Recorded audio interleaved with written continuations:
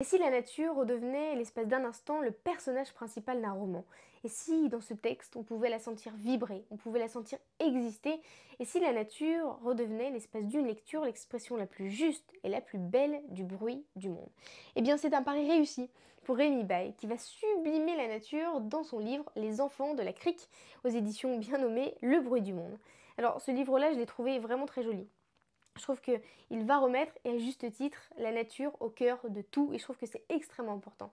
Parce que ici, on va avoir un peu un avant-goût des vacances estivales, ce qui fait du bien avec le temps qu'on a en ce moment. On va être transporté dans un endroit idyllique, la crique de Longomey.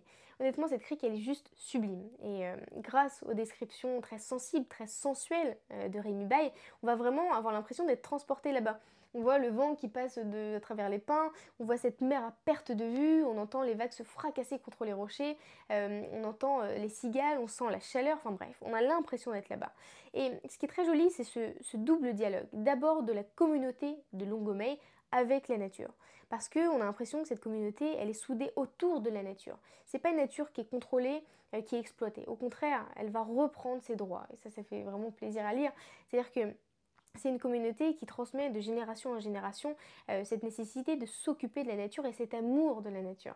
Et c'est très beau parce que ce dialogue, il va aussi se retrouver entre les générations parce que cette communauté, c'est une communauté qui est extrêmement soudée. Et ça fait des générations que ce sont les mêmes personnes qui habitent cette île. Et donc les anciens vont apprendre aux plus jeunes à nager, à être libres, à pêcher, à s'occuper de cette crique.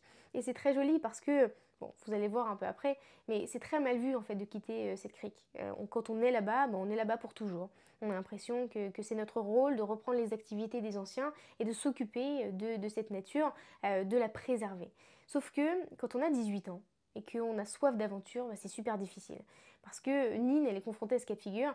C'est l'été de ses 18 ans. Et cet été-là, il rime avec indépendance, avec liberté, avec aventure. Elle a seulement envie de prendre un sac à dos et de partir découvrir le monde. Mais c'est évidemment mal vu, déjà par la communauté, par ses parents, et elle va rencontrer un jeune homme qui s'appelle Coco. Donc elle va tomber amoureuse et cette crique, ça va devenir le décor d'un amour naissant entre ces deux jeunes personnes. Et je trouve ça merveilleux parce que elle est rayonnante, elle est lumineuse, elle a envie de partir, de découvrir le monde. Et Coco, il est extrêmement attaché à cette île. Il a perdu son père, c'est quelqu'un d'extrêmement triste, il a perdu son père qui était pêcheur sur la crique, sa mère qui a été bouleversée par la mort de son mari est alitée.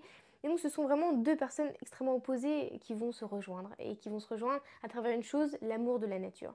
Sauf que Nine, elle n'en peut plus de cette crique, elle a envie de voir le monde. Elle prend son sac à dos et elle décide de partir. Sauf que le moment où elle part coïncide avec une catastrophe qui arrive sur cette île qui va bouleverser la communauté. Un acte irréversible. Je n'en dis pas plus, je laisse évidemment le suspense, mais je vous conseille vraiment ce livre-là qui remet la nature à sa juste place, qui prône l'instant présent, qui prône le présent et qui prône la préservation de l'environnement. C'est quelque chose d'une question qui est évidemment essentielle, avec beaucoup de poésie, beaucoup de douceur. Donc c'est Les enfants de la crique de Rémi Bail aux éditions Le Bruit du Monde.